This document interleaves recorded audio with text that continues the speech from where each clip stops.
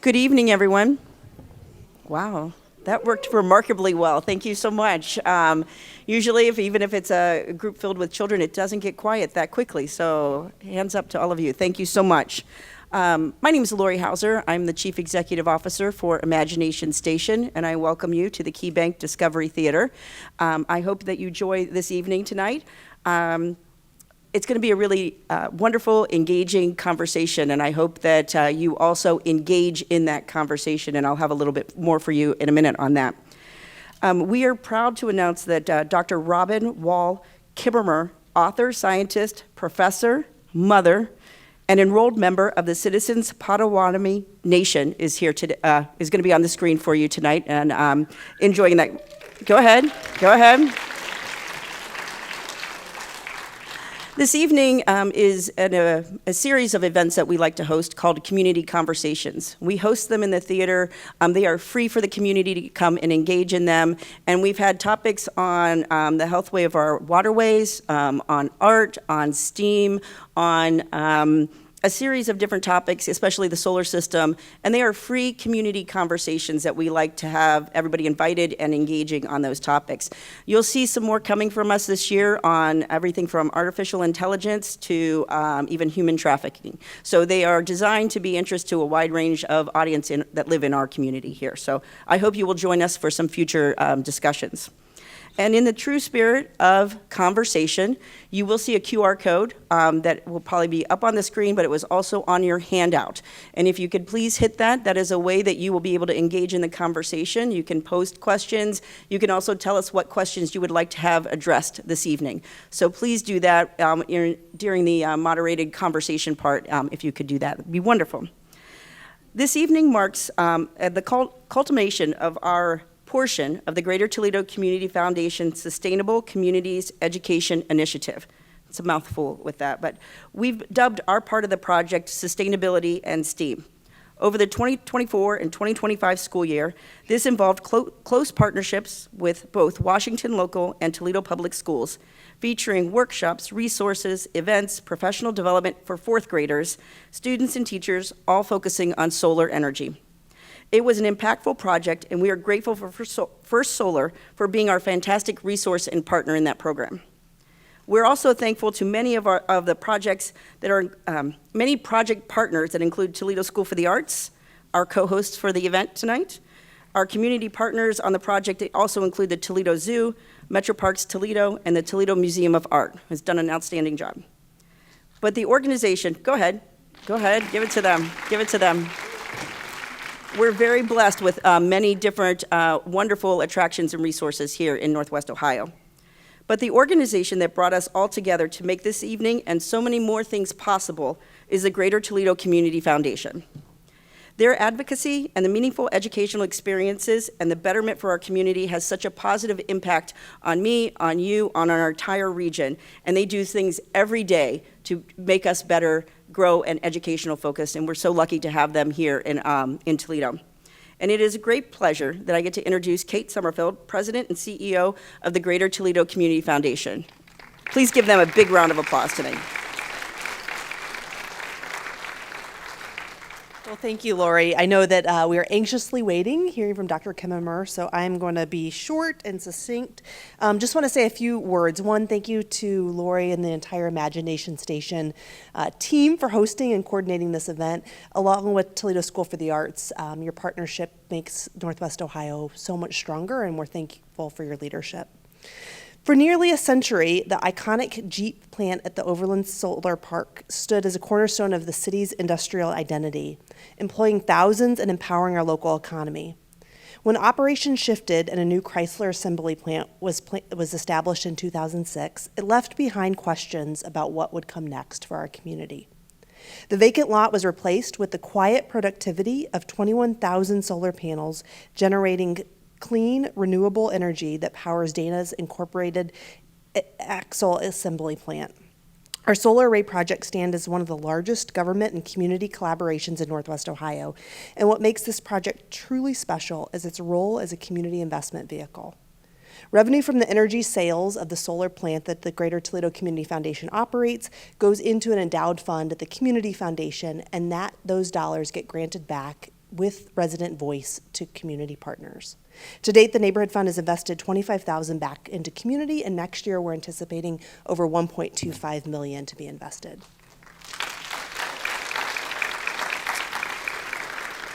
We're so grateful again for the partnership of all the folks that Lori mentioned. And as I was coming in this evening, heard from two students at TSA just to the impact of the book, of the lecture series, and the class. And so with that, I want to introduce the teacher, Justin Longacre from Toledo School for the Arts. One of the students described the experience as what her life prior to reading Braiding Sweetgrass and her life after, and how that experience really shaped and shifted the way that she looked at the world. And so with that, a huge thank you. I'd like to invite Justin up to the stage.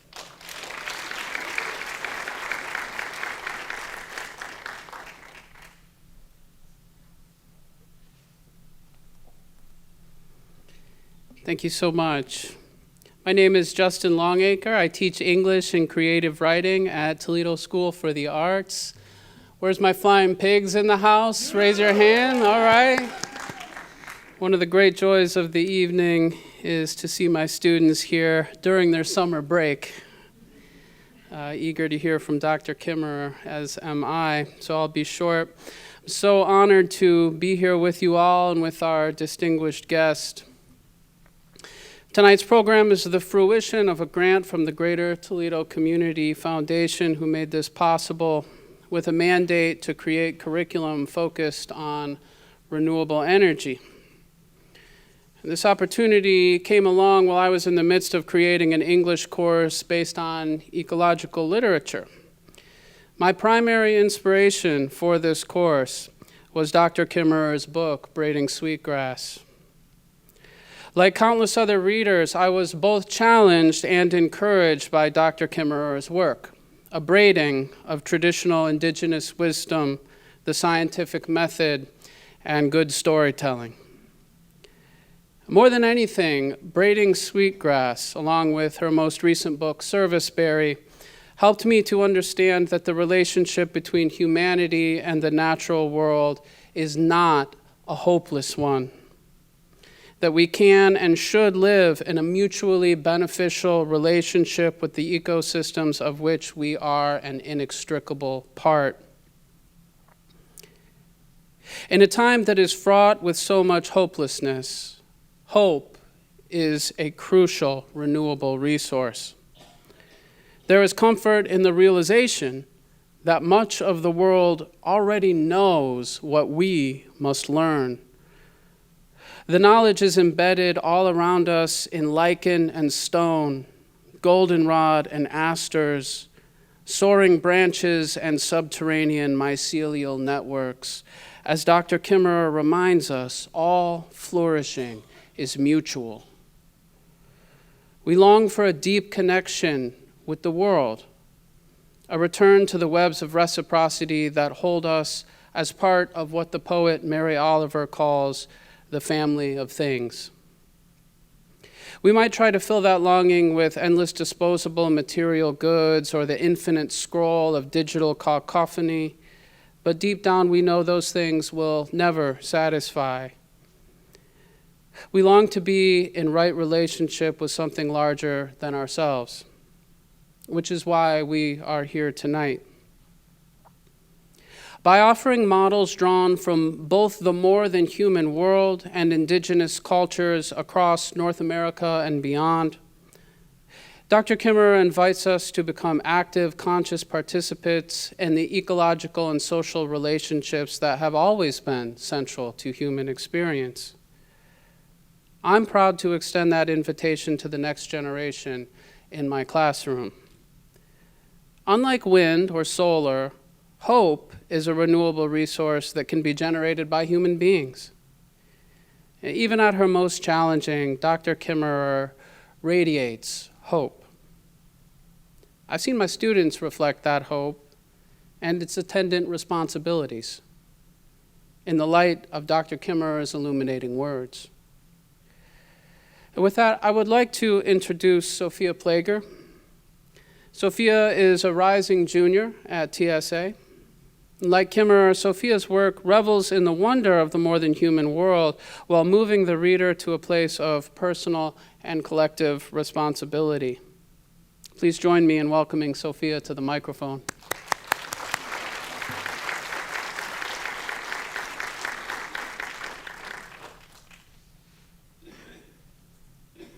There are no monarchs this year. Is it because snapped into milkweed remains rotted in a syrupy seed pod pile tossed beside the curb, leaving clouded patches of stray sap to seep into cracks of undergrowth where insecticides are dripping from the cloverless grass? And it has not rained for a dozen sunrises, yet the suburbs have not stopped drizzling construction through the prairies, washing over specks of oak savannas, flooding out sage, columbine, and coneflowers with each new heap of vinyl siding. But there are swarms of spotted lanternflies to scurry in absence of gentler creatures, clinging to beauty in midst of their walnut tree dismantling sprees, polka dot, thumbprint patterned wings, beige, red-rimmed, and I cannot bring myself to kill any, despite the harp of highway posters plastered with their picture, see it, squish it, report it. I caught a glimpse of one caterpillar, nestled in tufts of cream alyssum mulch between the crumbled bricks of my front yard. Highlighter yellow, black and white banded, antenna mirroring tips of old cable televisions, a reminder summer was not over and time remained for more young butterflies to sprout. A late-season woolly bear curled into a ball, consequence from the soles of Merrill hiking boots that met her before I did, clinging to life at Wildwood Metro Park alongside clumps of star moss, fuzz stripes bleeding from dark burgundy to a slab of rust-shaded fluff which cloaked most of her crumpled body. Folklore stung my ear, jabbering the myth that her primary burnt sienna coloring called for a mild winter, the same mild winter I've known since elementary school. European starlings nibble away at native elderberries, munching on generations of tortoiseshell monarchs, and the headlines hone in on millions of dollars of grain lost to their knife-like talons because these birds have destroyed everything in their path for decades. I would sympathize with this news, lips pressed in a thin scowl, grimacing towards their invasive, mottled brown feathers, but starlings play havoc with nature, no more than creatures who rip out fields of soft milkweed with rough, soil-stained palms, prettying their yards in poison, never having enough to be satisfied.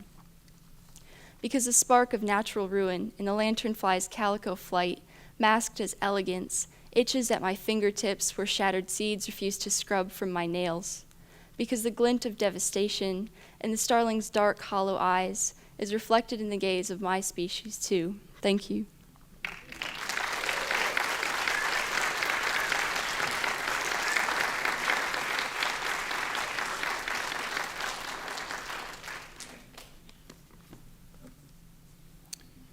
Osio, Tohijo, Tohikwa, Nihinaha, Ostada, Kla Askaski, Talagiski, Owohale. Brian Jire, Morgan, Ani Chalagi, Cherokee, Ani Yunwea, the principal people. Yogustiana Dadane. Like to say hello. My name is Brian Jire Morgan. I am Cherokee. I said, how are you? I'm doing well. As you know, most of the tribe is named Cherokee. We are traditionally known as the Ani Yunwea, or the principal people, as many tribes that have names today are not our traditional names. At the end, I said, Yogustiana Dadane. It means to all our relations. I would like to start off by this prayer, a little invocation with us and putting this tobacco down. Odo Unethanahi. Thank you, great Creator. It's an honor to be here and to have all these people come, that they will be blessed with their mind, body, and spirit. Great Creator, that they will travel in safety to their homes, and that they will pass on this knowledge. And we say, Tali Elohi, walking in two worlds. I'd like to put that Ajola tobacco down. Dr. Robin Wall Kimmerer is a distinguished member of the Citizen Potawatomi Nation and esteemed Indigenous scientist. She integrates her scientific research and writing with her lived experiences and the principles and traditions and the ecological knowledge, creating a unique perspective in her field. Dr. Kimmerer is also a significant giving contributions to both the academia and Indigenous community. In recognition of her impactful work, she was awarded in 2023 the National Humanities Medal. Her acclaimed books, including Braiding Sweetgrass and The Serviceberry, has generated numerous accolades and continues to inspire readers around the world. Without further ado, please welcome Dr. Robin Wall Kimmerer.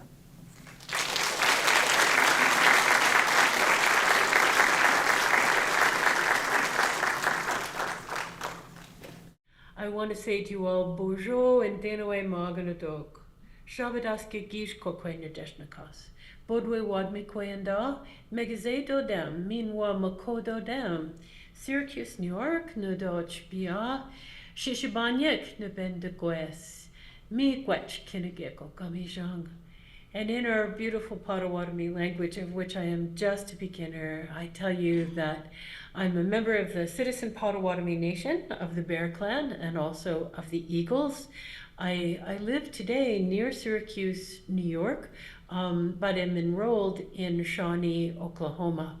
And I am so grateful for the opportunity to be with you, and especially for the invitation to talk about the intersection of art and science to such a creative, activated audience. And we will hope that this rainstorm continues to lull for a minute so I can have a chance of hearing you all.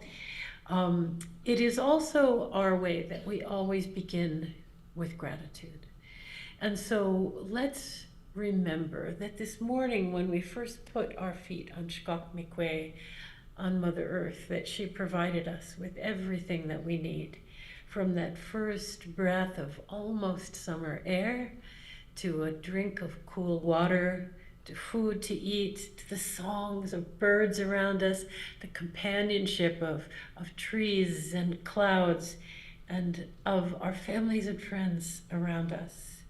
We give gratitude for a purpose-driven life and for the gift of being here in this good green world.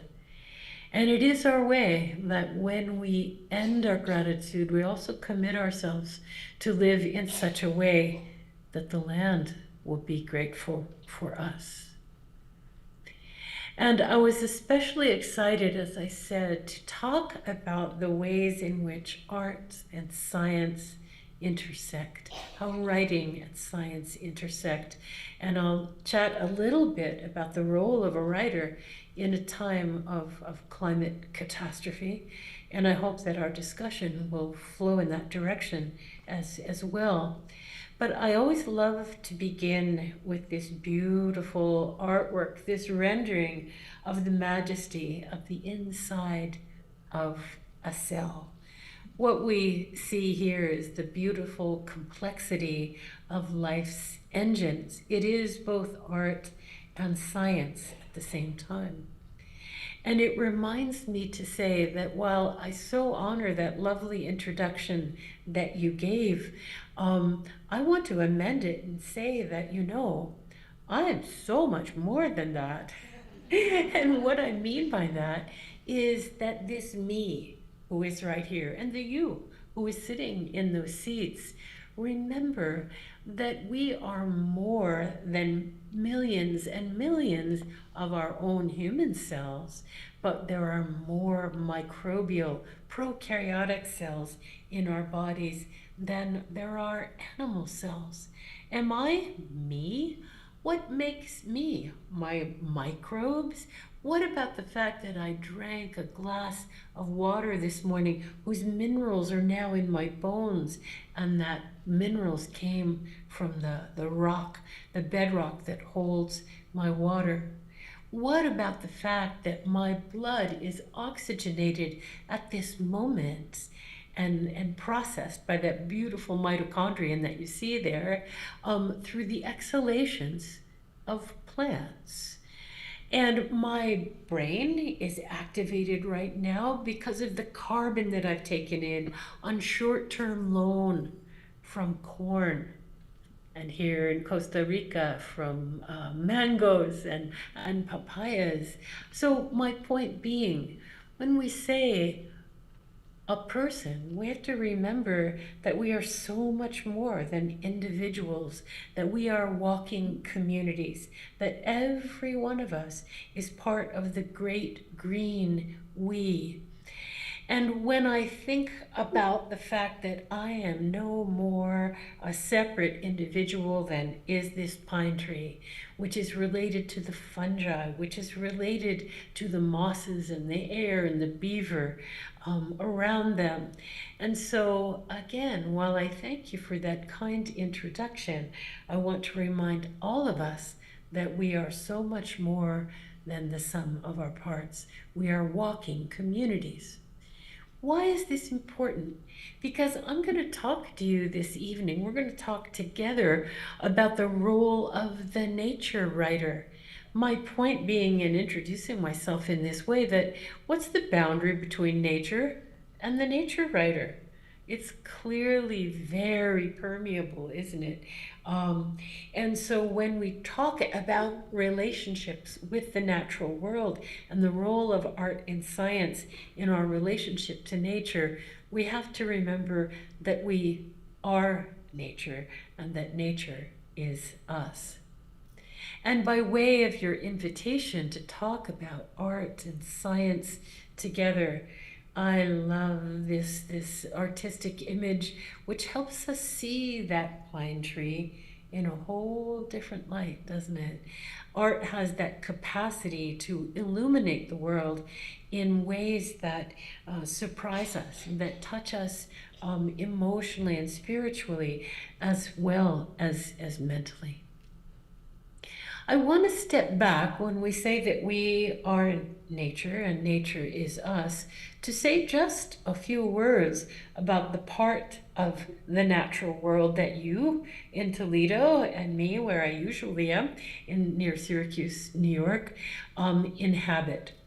And this map is here to remind us that we live in this wonderful, potentially borderless map that shows this good green garden of the eastern Great Lakes, where both of us are privileged to live, right? And long before settlement, the Haudenosaunee Confederacy, or known as the Six Nations of the Iroquois as well, in what is today called New York State, was adjacent to the United Indian Nations, Anishinaabe peoples to the west in the eastern Great Lakes. And again, long before settlement, we had to have an agreement of how it is that we would live together in this beautiful landscape. And what you're looking at here is that agreement. This is a document. This is a treaty, which is known as the Dish with One Spoon Treaty Belt, the Nagan Gebejik Emquat. And to set the stage for our discussions this evening, let's talk about what this document means. I also hear that it's starting to pour again, so I hope you can hear me, and please, the team there, let me know if you can't. So in this belt, you see in the center of the belt, the rectangular shape worked in purple beads. Those beads represent our traditional feast dishes. And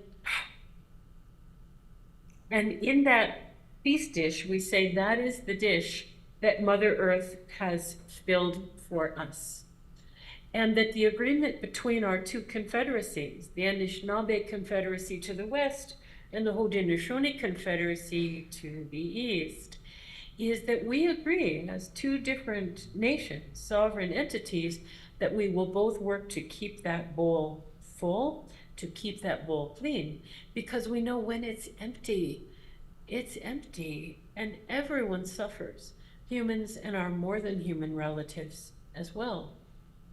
But notice that this treaty, this agreement among nations, is not only about the dish that we share from and whose responsibilities we share as well. But in the center, you see that white bar, and that white bar is the spoon. It's the Mkwan. Now, think about this. We're talking about two confederacies, multiple nations, and there is one spoon, basic Mkwan. So this treaty is not only an agreement to share the gifts of Mother Earth, but it is a statement around justice. It tells us that there's not a big spoon for some people and a little spoon for others. And so it has been called, this amazing agreement, ancient agreement, the oldest sustainability policy on the planet. And so I'm sure it's on the front page of your textbooks, right? Over the rain, I can't hear what I hope is your laughter saying, nope, that is not on our textbooks. But it should be, right? And so this reminds us of the issue of erasure of Indigenous knowledge, science, ways of being, and our own commitments to uphold and illuminate those ways of knowing. Is there somebody there who can tell me whether you can hear me at all or not?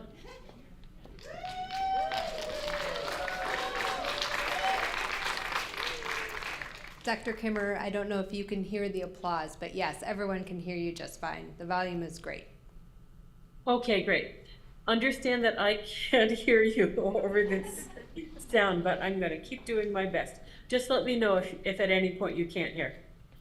So, back to our gratitude, right? The gratitude that we give for all these gifts of the earth. Despite the fact that Mother Earth showers us with all of these gifts, we also recognize that we are embedded in an economy which is relentless in asking what more can we take from the earth, despite the fact that we've been given everything that we need. This is the question that has us poised at the edge of climate catastrophe. I think the question that we need is not how much more can we take, but what does the earth ask of us? And we're going to think about that together this evening. Another way of thinking about that is, how can we humans reciprocate the gifts of the earth with our own gifts, in particular the gifts that you all invoked in this wonderful invitation to talk to you tonight?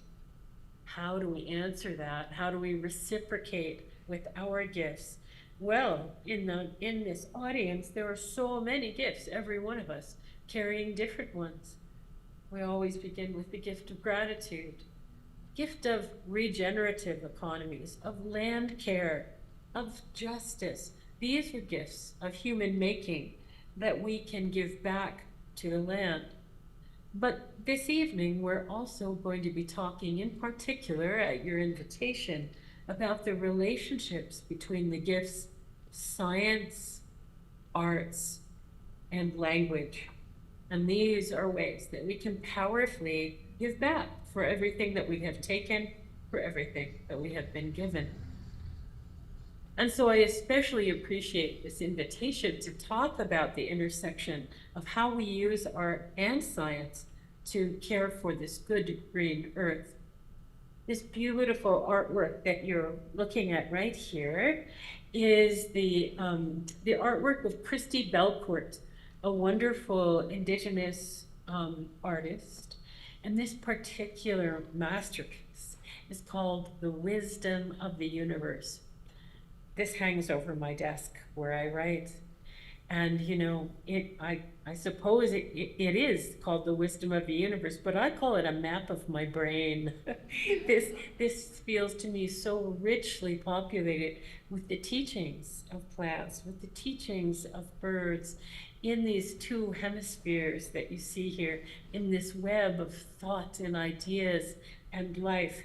In Indigenous ways of knowing, we don't have separate words, in Potawatomi anyway, for art and for science. And we have created this artificial dichotomy between them, but we need to bring them back together again so that we can fully care for Mother Earth. Because in Indigenous philosophy, in Potawatomi ways of knowing, which you see represented here as the medicine wheel, we say that all peoples are endowed with at least 4 gifts, 4 ways of knowing the world, of mind, body, emotion, and spirit. And so often in Western ways of knowing, we privilege only the mind, the intellect, as our way of understanding and expressing the complexity and beauty of the world. We also rely on embodied knowledge, physical knowledge, of things that we can observe and sense and measure, right? We're very familiar with using these as valid forms of knowledge. But as a scientist, and perhaps you in your scientific training, we're taught that those are the valid ways of knowing, and that emotional intelligence and spiritual knowledge, which are also our human gifts, are often dismissed in science, but lifted up and celebrated in the arts. And so sometimes as an Indigenous scientist, I feel like I am being asked to kind of amputate some of my human gifts that I can give back to the land, to only privilege that of the body and the mind. And this is an invitation to all of us as scientists and artists to use all these ways of knowing. And as we look back at Christie's beautiful work, again, we see it is dominated by the plants, right? And I want to share with you the gift of language. In Potawatomi language, when we talk about all these plants, we just don't say kingdom planta, the plant kingdom. We call these beings, these green generative beings, mishkikinek. Mishkikinek means the medicines, which means that all the plants are medicines. Medicines for our bodies, yes. Medicines for our mind, yes. But also emotional and spiritual medicines. And that we must remember that all those medicines are not just for us. They are for our more than human kin as well. The reason I bring this word to you is not only its power in reframing our thinking, but when we take that word mishkikinek apart, what that term, the medicines, actually means is the strength of the earth. So this representation in art of the strength of the earth is that on which we can rely for healing all around the medicine wheel. And in those teachings is that when we think about learning about the natural world, either through science or through art, that our first responsibilities, our first step in learning and sharing knowledge is to show respect and to meet our responsibilities to those beings who we regard as our teachers, as the source of knowledge. And in Western scientific ways of knowing, oftentimes respect and responsibility are afterthoughts for knowledge. Knowledge for knowledge's sake is valued in Western thought, but in Indigenous thought, respect and responsibility always come first. And so in Braiding Sweetgrass, which thank you so much for including this in your curriculum, in your teaching, in your learning, I'm so grateful for that. And you know that really Braiding Sweetgrass is an expression of all those things we're chatting about now, of how do we bring mind, body, emotion, and spirit? How do we bring art and science and the strength of the earth, the plants, the mishkikinek, together that we might better care for the earth? And so back to that notion of the nature writer. What is the job of the nature writer in this time of climate catastrophe? I ask myself that pretty much every day. How can I best use the gifts that I've been given to help heal the earth and our relationship together? So I think of these as some of the roles of the nature writer. Yes, to celebrate the living world, to incite wonder, to foster kinship, to nurture ecological compassion, to make justice, emulating that Nagan Gebejik Mkwan, to sound the alarm, to rally the defenses. These are all legitimate roles of the nature writer, of the artist, in our shared goal of caring for the earth in this time where the need for healing is so great. Now you know me as Robin Wall Kimmerer, but the world, my Anishinaabe world, knows me by this name. What you see here is a representation of my Anishinaabe name, Shavidaskikishkokwe, which means the light shining through the clouds in these streams. That name was given to me by a wonderful, insightful, traditional spiritual elder, and I'm so grateful for that. And that name for me helps me every day to know what my work is. Those beams of light illuminate the land below, illuminate the patch of this good green earth in a way that helps us pay attention. And that is, I think, one of the jobs of the nature writer. We as a society tend to suffer from what has been called by conservation biologists and by biology educators, plant blindness. This idea that we tend to see the world as just this green wallpaper, and without differentiating the beings who make that up, and without full appreciation for the gifts that they bring to us. And so, of course, Braiding Sweetgrass and so much of my writing is meant as a way, in concert with my name, to illuminate the land below, to counteract plant blindness. So one of the roles of a nature writer, I would say more broadly even for your audience, is the role of the artist in this time of catastrophe, is to cultivate attention, to combat plant blindness, to help people see the world. Because when you see the world, you can't help but fall in love with the land, and in those ways care for the land more fully. I love this quote from Thoreau on attention. He said, "I have the habit of attention to such excess that my senses get no rest." I wouldn't go that far. My senses are delighted by this habit of attention. And yet, what do we pay attention to? Eco-psychologists have told us that the average American school child can recognize, that is, they have paid attention to 100 different corporate logos.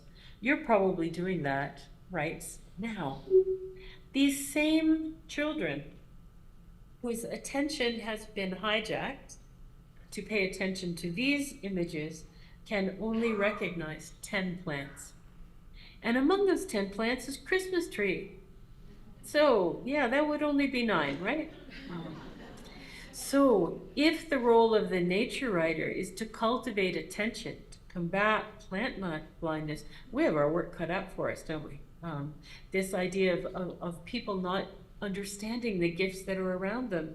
And if you don't see the world as full of gifts, how will you ever put respect, reciprocity, and gratitude first? I love this quote from Mary Oliver about attention and its sacred dimensions. She writes, "I don't know much about prayer, but I do know about paying attention." Art and science both polish the skill of paying attention. And that paying attention to the living world is one of the great gifts that we humans have and can give back. Maybe in this time of climate crisis, the role of the nature writer is to inform the public, to provide information. Fair enough. This is often what we think of as the role of a scientist writer, for example.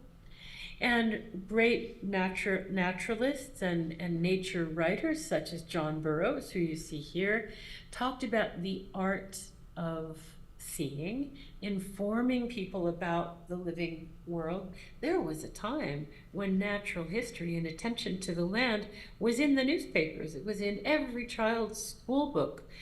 So maybe the legitimate role of the nature writer is to inform. But recently, the AAAS, the American Association for the Advancement of Science, conducted a study that shows us, perhaps not shockingly, that more information doesn't change people's minds on scientific issues.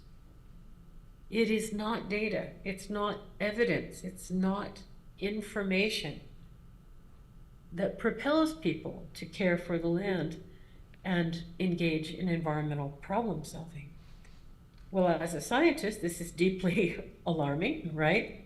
And so, well, if more information is not what we need, then maybe the role of the nature writer is not to inform as it might have been in the past. I wonder if the role of the nature writer, the role of the symbiosis between art and science, is not to inform, but to change the story of which we are a part. What do I mean by that? To change the story. Would you do a little experiment with me? What does land mean in the story that you are living? That little parcel of terrain beneath our feet is understood as capital, isn't it? Because land is understood as natural resources, raw materials that can be bought and sold and converted into things that we want. Because the land is fundamentally understood as property, right? The exclusive bundle of rights that you buy in private property. Sometimes we think about land as a source of the things that land provides for us. Ecosystem services like oxygen, clean water, food, etc., pollinators. Would you agree that this is the story of what land means in this country? Well, if the role of the nature writer is to change the story, to question this story, I'd ask, where did this story come from? Where did this idea of that these four things are primarily what land is, where did that come from? Because growing up with an Indigenous childhood and in my Anishinaabe culture, land is not property. Land is a source of identity. It's who we are. Land is our sustainer. It's the home not only for our own species, but all our more than human relatives. It's the source of our connection to our ancestors who led us to this place and to the ancestors that you and I will become. Land is our teacher. It's our library. Land is our pharmacy, healing us of ills physical, spiritual, emotional. Because the land is inspirited, because the land is fundamentally our home, we would never claim that land is something for which we could purchase rights. Instead, it is the place where we accept moral responsibility for all of life, because land is sacred. This is a different story about what land means, what land can mean. And I have viewed my role as an Indigenous storyteller to help contribute to changing that narrative, to changing that story from land as property to land as moral responsibility.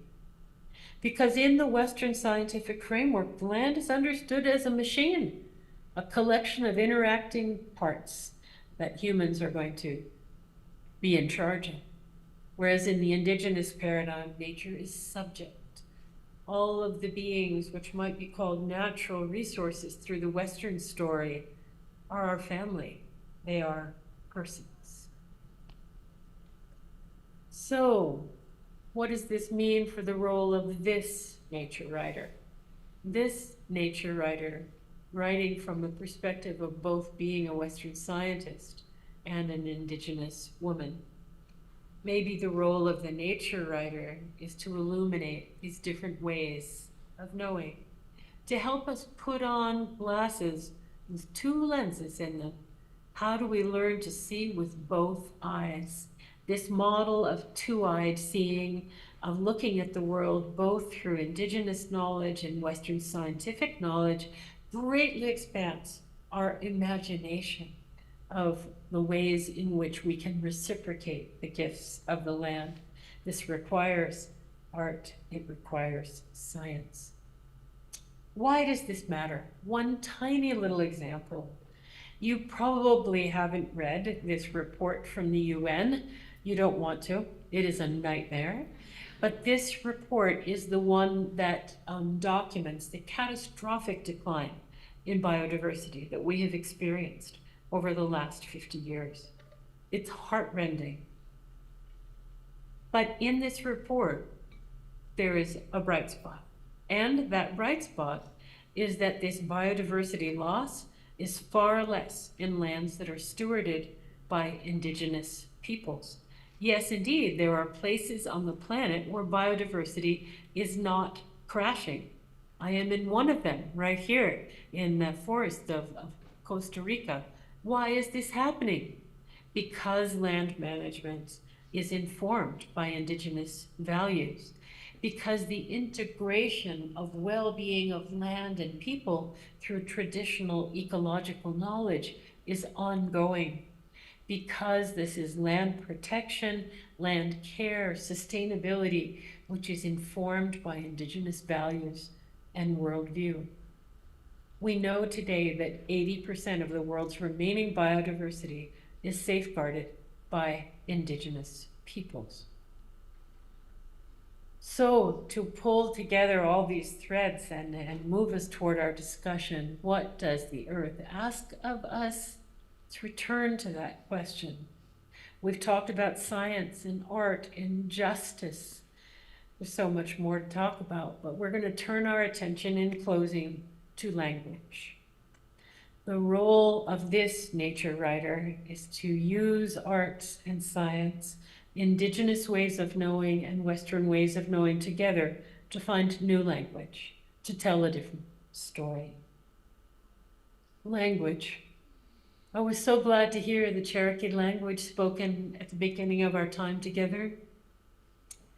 And I treasure the bit of Potawatomi language that I can speak because our ancestors, our language, our ancestral language was washed from the mouths of our great-grandparents at the Indigenous residential schools, the boarding schools. You see here the photo, famous photo of Carlisle Indian School, where my grandfather was taken as a little boy, just 9 years old, which is why I have had to learn my language all over again. This was the process of erase and replace in colonialism. I've often asked myself, why was our language so dangerous to a colonizing nation that they had to violently wrest it from the mouths of children? The gift of language. Let's talk about the ways that Indigenous languages and healing for the earth hold the promise of restoration. Just as in conservation biology, we value and protect old-growth forests, so must we protect old-growth cultures and old-growth languages as a source of learning and guidance for the way ahead. One tiny example. The word for tree in my language literally means land holder. If we spoke of the trees as the holders of the land, I don't think we'd be clear-cutting on steep slopes, do you? I am running out of time, so I'm going to skip ahead here to say that the fact that you don't know or hear, and many of us don't speak our own languages, is because of linguistic imperialism, because of this mission to erase and replace English, replace Indigenous languages with English. It is a tool of colonization that we in the artists and scientific community can combat. There's so many examples of linguistic imperialism, place names, erasure of place names being changed. You know, I'm pretty sure that where you live has not always been called Toledo. It would be good to know what the real name of that place is, right? But the example that I want to close with is what I think of as one of the most pernicious examples of linguistic imperialism. And it's this little word right here, a word that you use thousands of times a day. But let's interrogate that word, it. If we look at the bear, or we look at that beautiful salamander, if we don't know their names, we're going to say it. It is living in the stream. It is crossing the field, right? That robin is singing. It is singing, right? If we don't know the names, we are free to say it. That seems innocuous enough, doesn't it? But let me ask you, would you ever say it about your grandma or about one of your relatives? You would not, right? Because in calling someone it, you dehumanize them, you take their personhood, you reduce them to an object, don't you? It's deeply disrespectful. Isn't it interesting?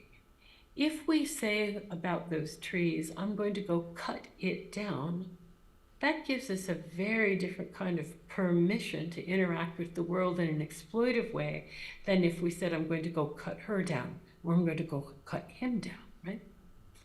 Well, as it turns out, in Indigenous languages, in Potawatomi, and in many Indigenous languages, I'd love to know whether that's true in Cherokee or not, you can't say it about living beings.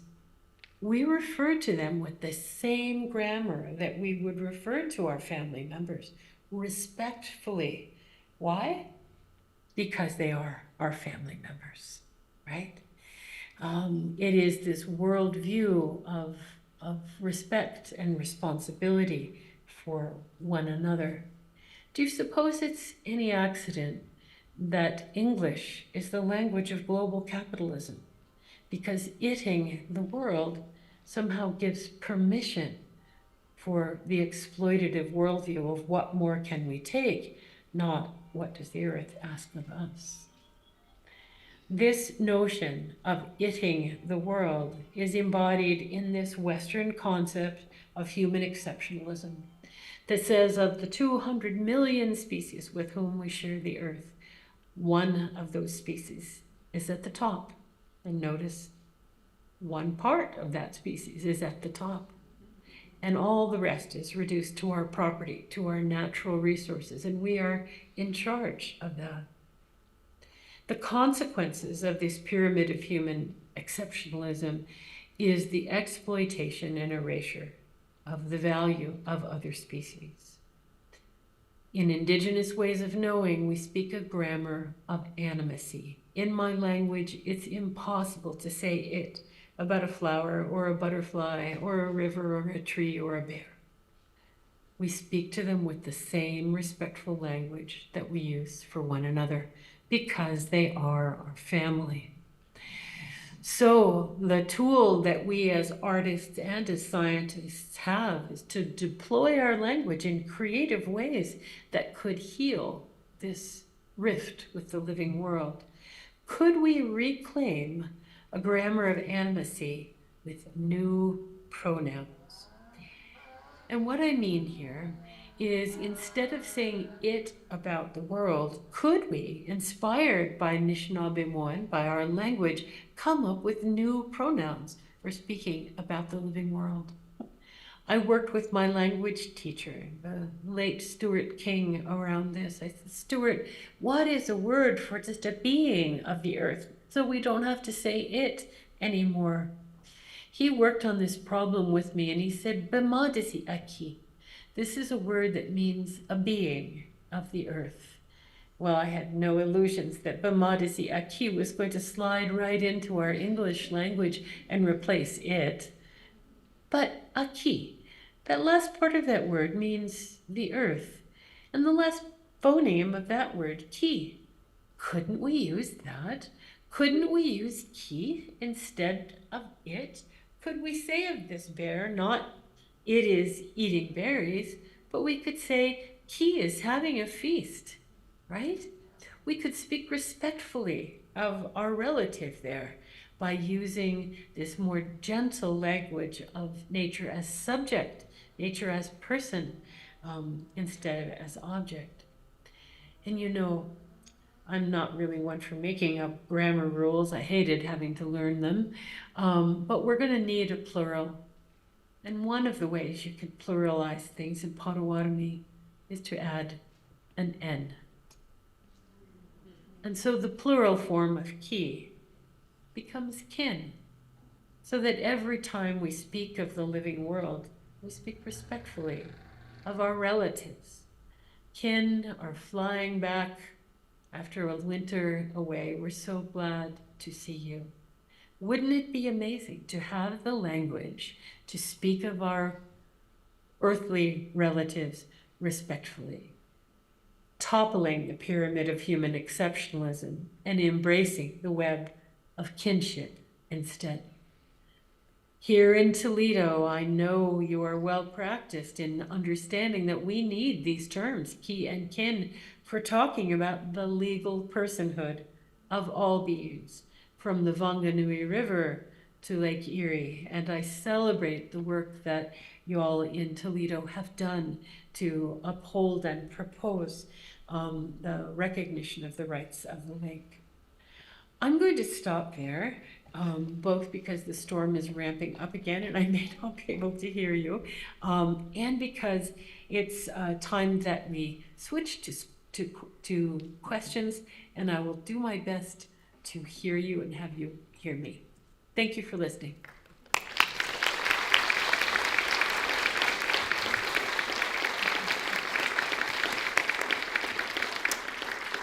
Hello, Dr. Kimmerer, and I'm sure you can't hear over the rain, but there was wonderful applause here for you and appreciation. So I have to say, I didn't expect to ask, how's the rain in Costa Rica right now when I was preparing for this evening. But what we had our audience here do is submit questions, and then folks could vote on the ones that they wanted to ask this evening. So I'll just start right off the top here. And I trust you can hear Just me. be as loud as you can, because Okay. it's coming down hard. I'm going to yell. Okay. All right, so how do you see non-Indigenous peoples living in line with Indigenous-based beliefs? And where do you see the lines of appropriate versus appropriation? Perfect question. Thank you. Such a good question. And I think as the reader no doubt the questioner no doubt understands, appropriation means taking something which just doesn't belong to you, right? And taking someone else's cultural property and using it for your own benefit without attribution, without understanding where it came from. And some of the ideas, in fact, all of the ideas that I am sharing with you this evening are given. They're given to you. Somebody once asked me, they said, oh, could we use ki and kin? Yes. Or would that be appropriative? It's meant to be used. This is a gift from Indigenous languages to everyone. The notions of the honorable harvest, of gratitude, of reciprocity are deeply embedded in Indigenous ways of knowing, but they're also deeply human. And so these are the ideas and ways of being that we all need to reclaim as deeply human. Gratitude, respect, and reciprocity don't come with a chromosome. This is an invitation to delve into your own relationship with the living world, and ground it in these same deeply human principles. That is very different than cultural appropriation, of taking without being given ideas, symbols, languages, practices that are not your own. But these are ideas that, as one of my colleagues said, oh yes, please share these ideas, please use these ideas, because they're meant as medicine for all of us. I love that. Thank you. And you can give applause. There's applause here for that. Our next question is an interesting one, and I had to explain to someone who Bjork is. But apparently you had a conversation recently discussing the role of music in nature. And I wondered if you could expand on some of your thoughts around that, how music is connected to nature. Yeah, wasn't that a surprising invitation to have a conversation with Bjork? I didn't really know who they were either, I'll say. But then when I listened to their music, oh my gosh. So the really good conversation that we had is that music, like the arts that we're talking about this evening, like writing that we're talking about this evening, opens up a channel far different than information, right? Remember, we just agreed that information doesn't change people's minds, but music changes people's hearts. Art opens people's imaginations and fosters compassion in ways that information, intellectual information alone, can never do. And so we have to couple the knowing with the caring, with the emotional response that then leads to the physical doing that enables deeply felt care for the land. Great, thank you. There's applause again. So the next question, and there are a few questions on here of like calls to action. So one question specifically is things that people can plant in their home gardens here in our area. But maybe more broadly, what are some actionable items that folks here can leave with? Yeah, well, I'm gonna follow up on what the listener the asker suggested, and that is this notion of planting as a way that human people can reciprocate the gifts of the earth. I mean, the plants know what to do about climate change, right? They've already converted to 100% solar economy. Right? And Fair they point. they give more than they take. They shade us. They make medicine. They give us everything that we need. And the act of planting, of coming to know your land and your more than human kinfolk well enough to introduce native plants to your schoolyard, to your backyard, to your churchyard. These are powerful acts in support of biodiversity.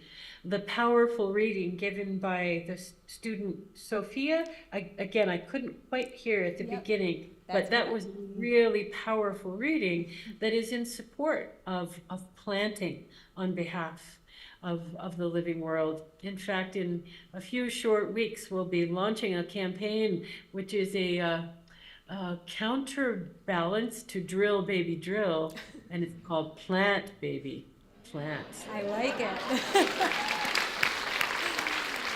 I think this audience can get behind the plant baby plant movement. There's no question.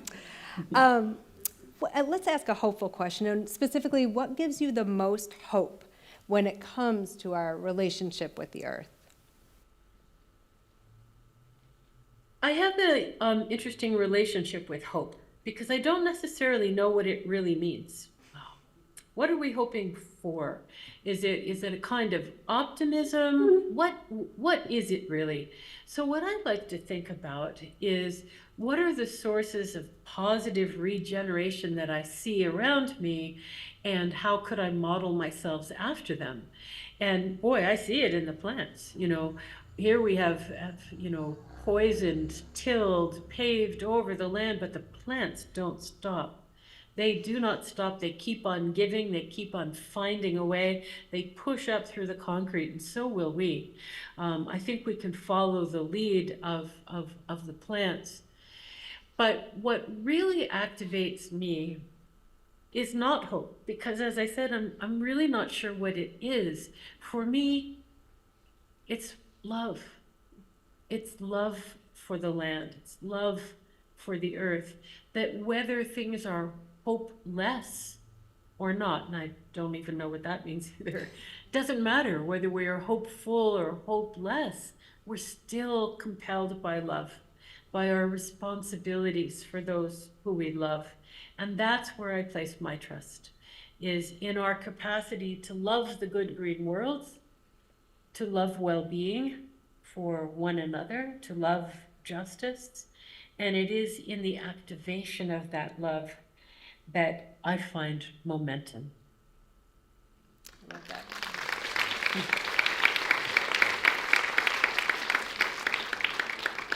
Pause for applause there. There's a personal question in here, a query about your two daughters that come up so much in Braiding Sweetgrass, asking how they're doing. Oh, how kind of you. One of those daughters is here with me in Costa Rica. They're doing wonderfully. They are wonderful humans dedicated to loving the good green earth and doing their beautiful roles to care for one another. Thanks for asking. Wonderful.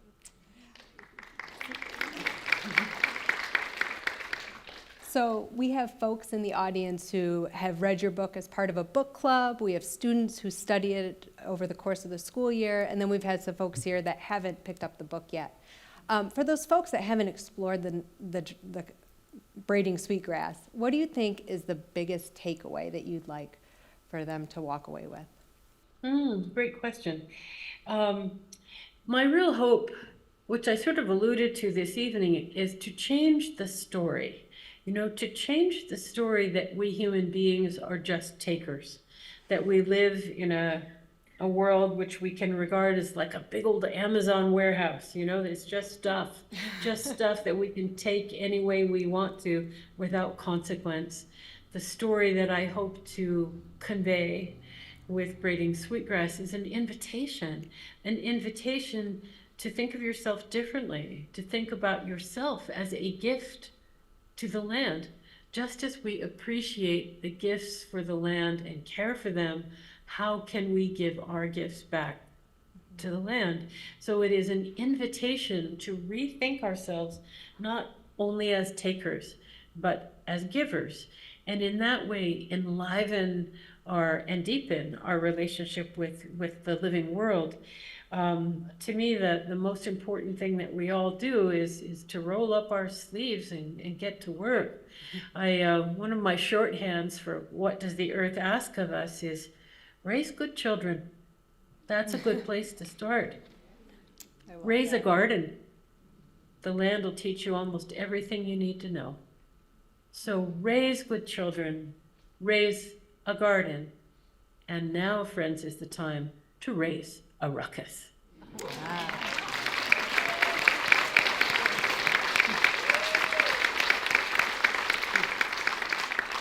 I think that's battling for the loudest applause of the evening, your last comment there. So, and you know, raise a family, raise a garden, raise a ruckus. Another question is, and it probably aligns with some of those comments, but living a more symbiotic lifestyle with nature.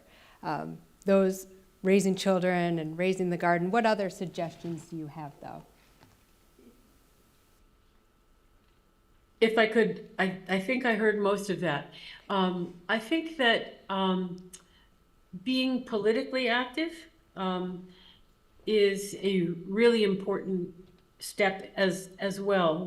If we have to hold our leaders accountable, we have to be able to resist the ethics of destruction and exploitation that are rampant all around us. And those things, we can't give permission to those.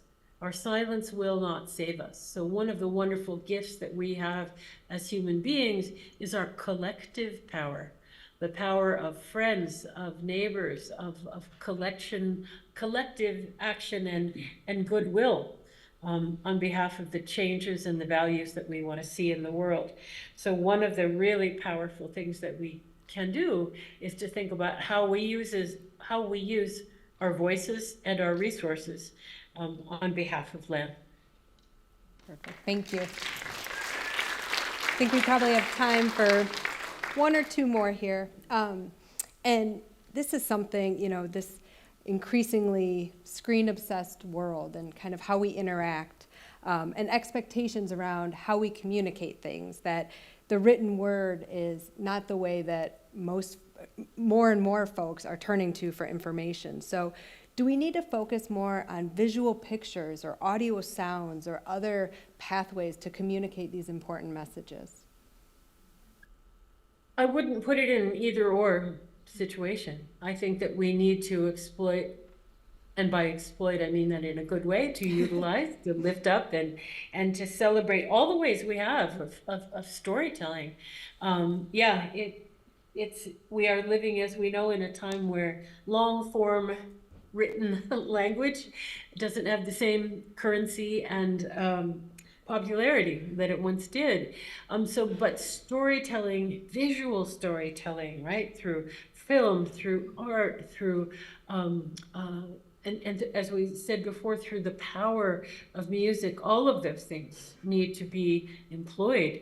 The power of humor, of comedy as a route of parody, to help raise our awareness and raise our activity, our energy of activation. All of those are super important. But at the same time, while the written word is people have, pundits for a long time have been saying the end of the book, the end of the library. Well, not so, right? Not so. There are still legions of readers who treasure a beautiful physical object in their hands, and I'm never going to back away from the art and the promise of the written word, as much as I embrace those other ways as well. And to that end, I should say that in September, a children's picture book based on Braiding Sweetgrass will be coming out. That's fantastic. Yeah, as an embrace of using fabulous art by Naoko Stoop to convey some of these ways of being. I've collaborated with any number of musicians who have done transformative, gorgeous work that stirs people in a way that words alone never will. And so I'm actively involved in those kinds of collaborations because I know that they are so deeply meaningful. Thanks. Awesome. That's wonderful news for all of us. So we have time for one final question. And as the moderator, I'm going to ask my question. Go right ahead. So you wrote Braiding Sweetgrass back in 2013. And in it, you said, even a wounded world is feeding us. Even a wounded world holds us, giving us moments of wonder and joy. I choose joy over despair, not because I have my head in the sand, but because joy is what the earth gives me daily, and I must return the gift. So over a decade later, I ask you, do you still choose joy? A thunderclap. Oh, no. You said, over a decade later, what? Do you still choose joy? Oh, do I ever? Joy in a thunderstorm. Yes. Oh, yes. In fact, I would say in these times of great stress, in these times of challenges to our values, and let's be honest, I will be honest, in a time of grief for the world, joy becomes all the more important medicine. And I see that joy in the living world, and I try to be lifted up by it and to be in reciprocity with that joy, to activate it in other people, to do the healing work that lies before us. Wonderful. A round of applause for Dr. Robin Wall Kimmerer. Thank you so much for your time. Thank you, everybody, and thank you for putting up with my meteorological challenges. I've been glad to be with you this evening. Yes, it was Good night. truly a gift. Thank you. Okay, bye.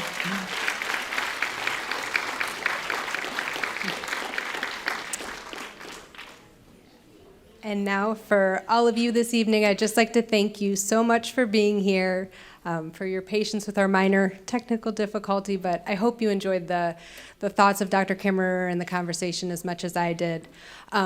As we mentioned at the beginning of this event, it was made possible by the Greater Toledo Community Foundation's support. So we ask that you just take a moment to fill out this great survey so we can let them know about the impact of their work. So if you don't mind taking a few moments to do that, and enjoy your evening. Thank you for being here.